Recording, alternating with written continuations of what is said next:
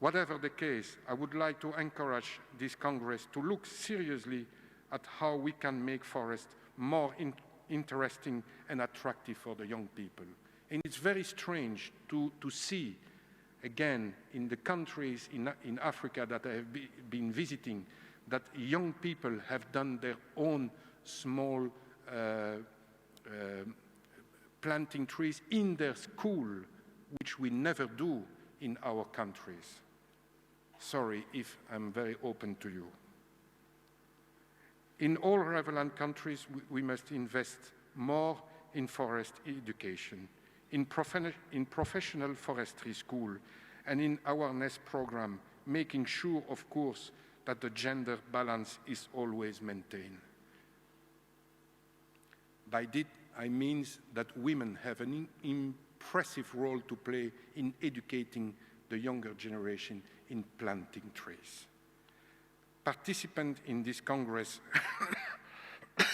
should redefine how to progress in forest education in Africa, driven by the specific needs of the various countries and regions. Countries that have an experience in these domains should share it with other donor countries, should now seriously look at the financing of this reawakening of forest education. Let me also reiterate here that research in forestry at associated sector is still capital to secure a sustainable future to the forest of the world. Accurate forest monitoring techniques, new silvicultural practice, innovative land use planning that combines agriculture, urbanism, and forestry. In one word, agro-silvopastoralism. Advanced wood technology and investigation in new forest products are still very much needed in that context. Some of those sectors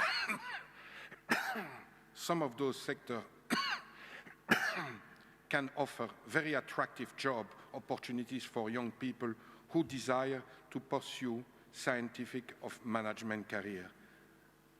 I have heard in my career so many times that environment is a burden, is a cost.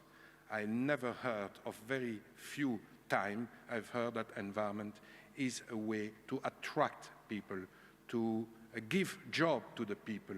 And you have so many jobless people in the world that can seek for a chance for a better living through forestation and environment.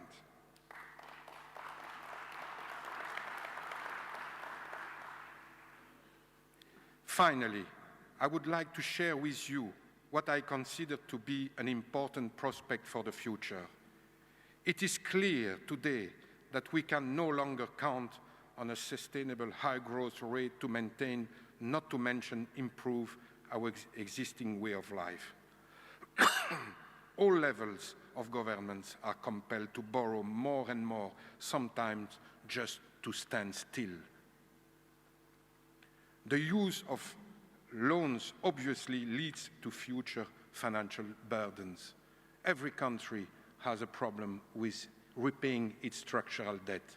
Look at some countries that I don't like to mention, but how much these people and how much these countries suffer of not being able to repay their debts. But in addition to these debts, ladies and gentlemen, dear friends, we have an environmental debt, which is much bigger. Who is going to pay for this? I never, ladies and gentlemen, found an answer for that.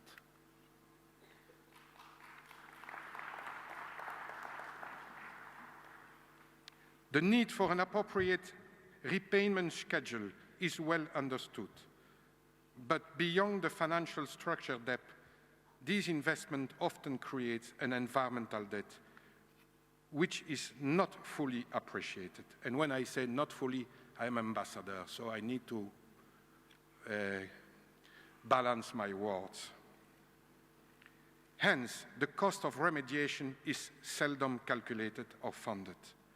For example, deforestation and land degradation which are often associated with agriculture, affect the fight against poverty and hunger, and the loss of biodiversity in many parts of the world.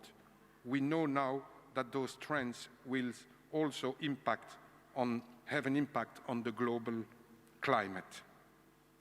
I would like to suggest that in the future, the granting of loans to public authorities or even the cancellation of debts would be conditional upon the allocation of a portion as little as 1% of the amount borrowed or cancelled to reduce the environmental impact of projects.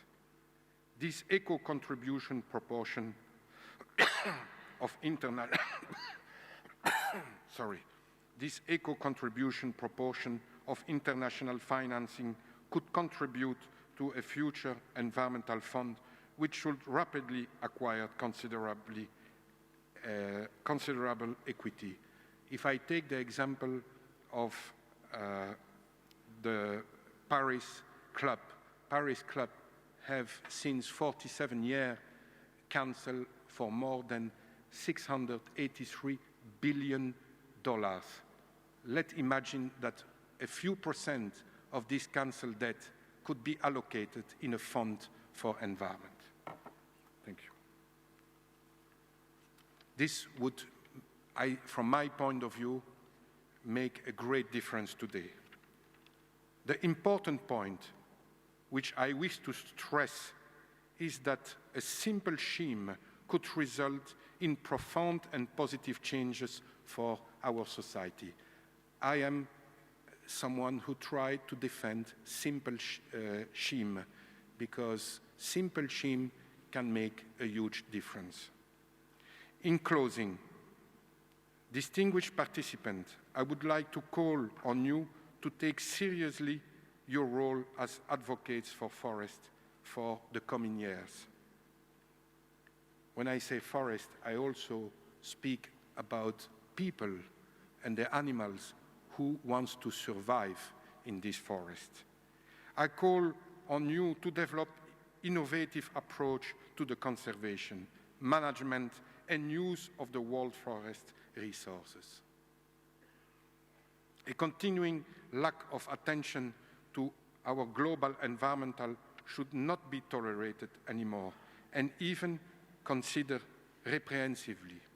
I hope, again, as an ambassador, I have to weight my words, but I hope that one day the international community will consider badly the group of people or the people who are disregarding the environment. And that will be, ladies and gentlemen, dear friends, a great step forward.